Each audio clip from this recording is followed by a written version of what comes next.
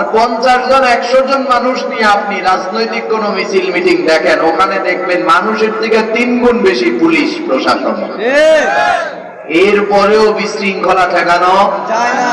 আর দেখেন নাই টেলিভিশনে, দেখেন নাই সংবাদে, মন্ত্রী, হাই লেভেলের মন্ত্রী তার ছাত্র সংসদের সভাপতির ডাইকা কয়, এই তোর এই ছাত্র সংগঠন, এদের আদব নাই, আখলাক নাই, এই কথা বলেন না কেন? কি মন্ত্রী ডাইকা বলে নাই? স্টেজ ভাঙা পড়া যায় নেতার মারে, এরকম অনেক আছে, কিন্তু কন্ট্রোল করা যায় না। কেন? ওখানে কোরআন ও সুন্নাহর নীতি আদর্শ নেই। আর এমন নীতি আদর্শ কোরআন ও সুন্নাহর এই মজলিসগুলোতে যদি লক্ষ ছাড়াইয়া কোটিও ছাড়াইয়া যায়, এরকম নজিরই বাংলাদেশে আছে। পুলিশ প্রশাসন লাগে না, আলহামদুলিল্লাহ, এমনিতেই শান্তির সামিয়ানা কায়েম হয়ে যায়।